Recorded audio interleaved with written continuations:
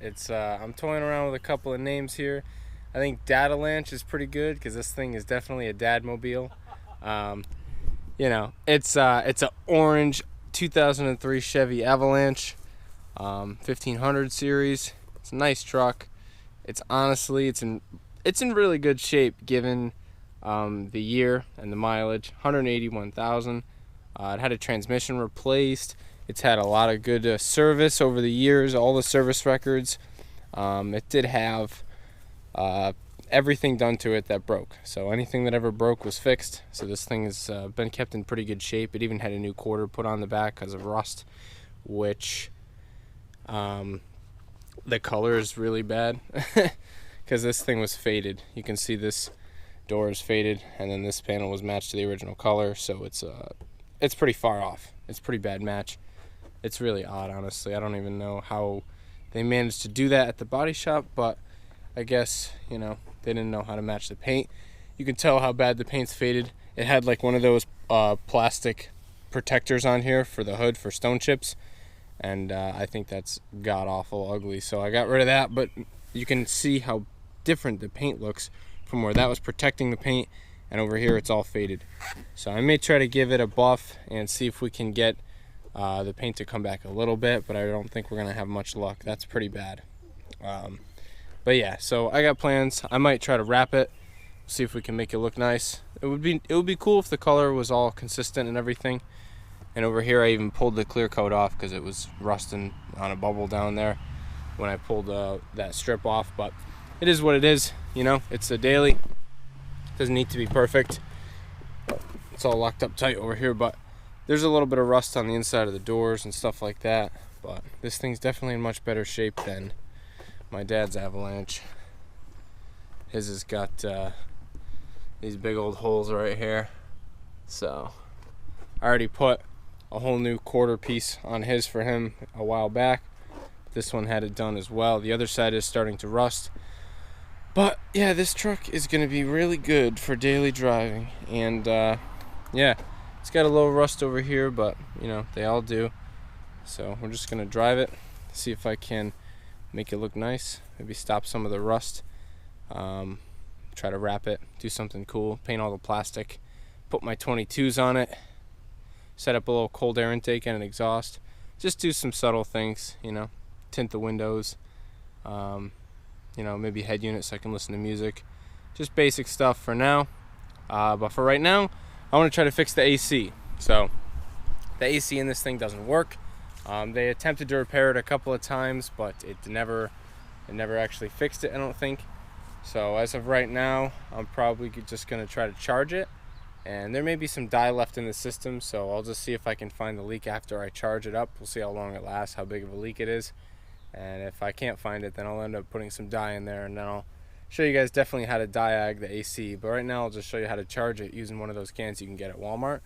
So yeah, it should be a pretty easy process. So we'll see if we can make something happen here, get some cold AC. So basically this stuff's pretty simple.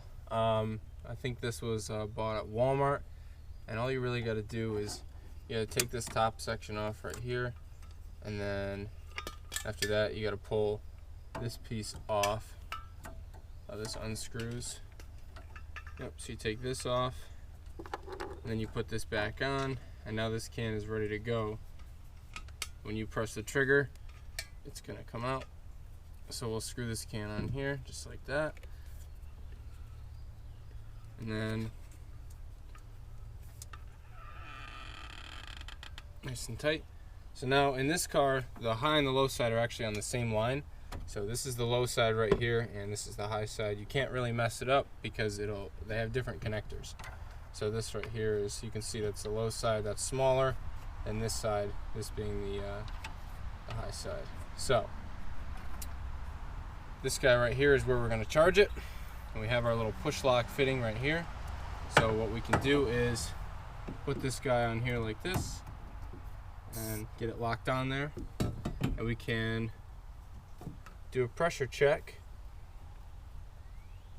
and it does say that it's filled, which is interesting. Let me see. There we go. We're locked on. So I'm going to go ahead and start up the system and turn on the AC, and then we can take a look at what this guy's doing for pressure when the AC is actually running.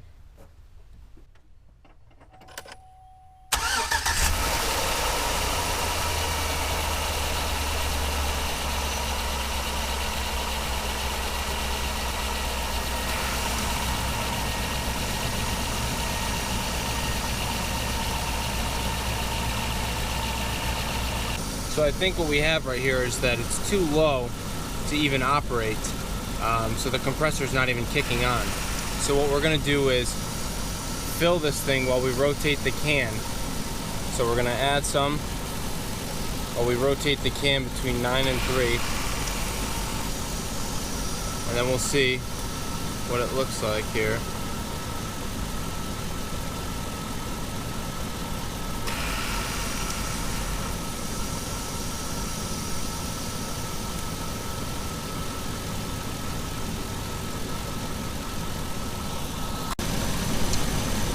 Alright, so I've been filling it a little bit here, and it seems like now when it goes down to low, it doesn't quite stay there as long.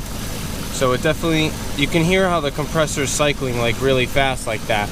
But basically what that means is it doesn't have enough Freon, or you know, R134A to actually run. So we can see it's still doing its cycling thing, but we still have quite a bit of this can left in here. So we still have quite a bit for this system to actually take in.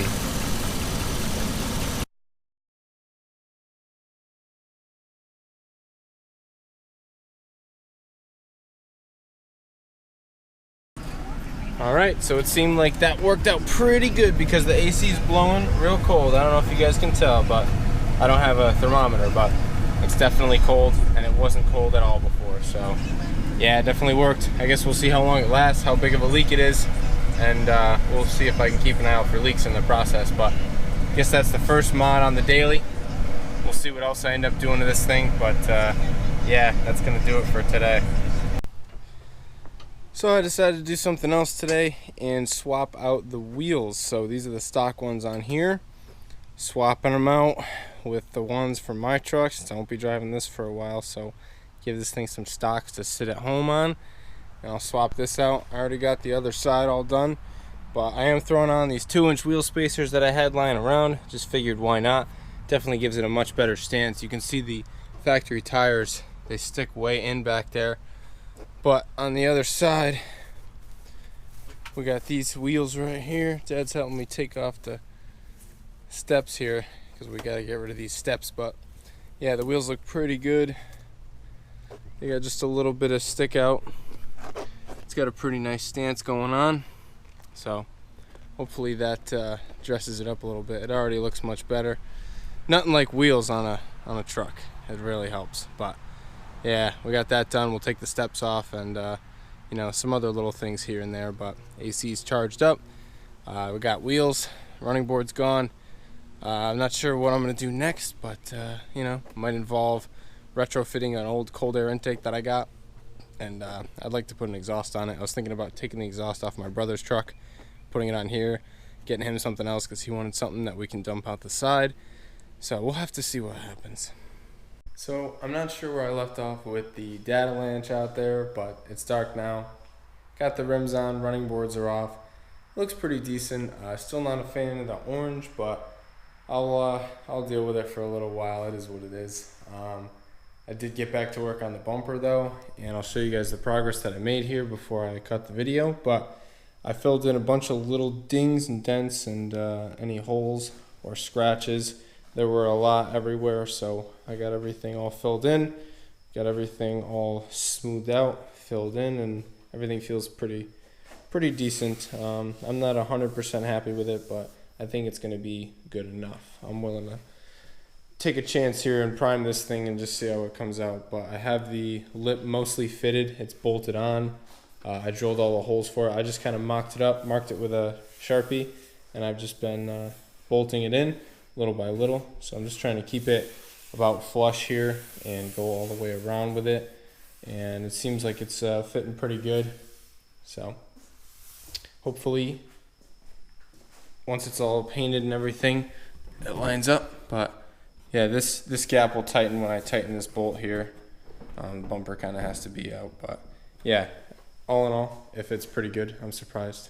So yeah, just got to scuff the lip down, and then it will be ready for primer, as well as the bumper. I got to get some adhesion promoter, and I'll show you guys the painting process of a plastic bumper, because you got to do a couple of special things, but it's nothing major. So yeah, hopefully you guys will be looking forward to that. I know that I am. I can't wait to see this bumper all the same color, and I'll primer it up and back on the car, just so I can get a feel for how this lip's going to look on the car. I think it's going to be really cool. So hopefully you guys are stoked about that, and hopefully you guys are stoked about the new daily, and hopefully you learned something, maybe AC charging stuff. We got to find the leak still, so if I do find that, I'll show you guys. But that's going to be it for this video. So peace out, and I'll see you guys in the next one.